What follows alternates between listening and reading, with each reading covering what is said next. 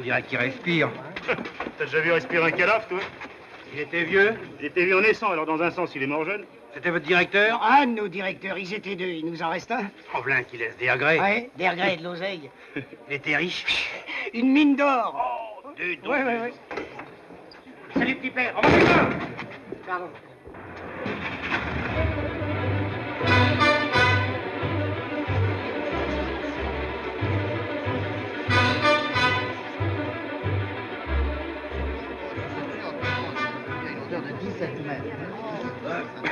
Dans les coulisses de son théâtre. Diversification de chansons, les fruits, mais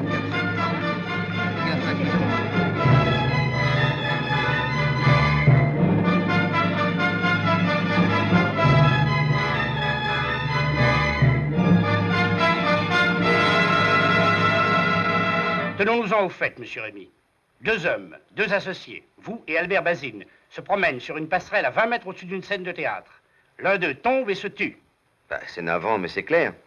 Accident. Et oui, pour vous, monsieur Rémy, c'est clair. Bah, forcément, pour moi, c'est clair, j'y étais. Et je vous apporte mon témoignage. Enfin, vous savez qui je suis, non? Diable. Ma femme ne parle que de Paul Rémy. Comme toutes les femmes de Paris, d'ailleurs.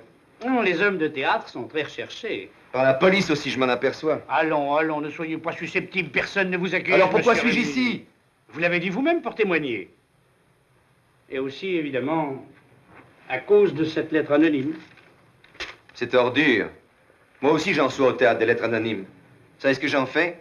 Je les mets au cabinet. Il y a cabinet et cabinet, monsieur Rémy. Ici, c'est un cabinet de juge d'instruction. Les lettres anonymes, nous les tenons du bout des doigts, mais nous sommes obligés d'en prendre connaissance. L'auteur de celle-ci se déclare être un témoin du drame. De l'accident. Lui parle de drame.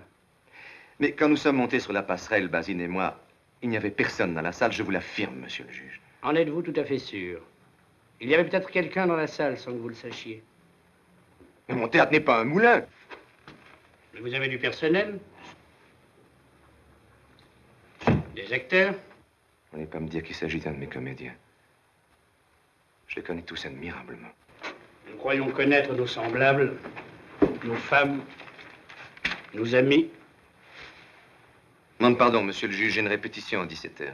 Je ne vous garderai pas plus longtemps pour aujourd'hui. Si, une dernière petite chose. Quoi? Une petite signature. Une signature? Oui, c'est pour ma femme. Elle adore les autographes.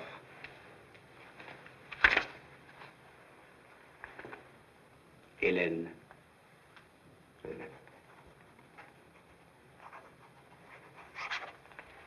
Merci.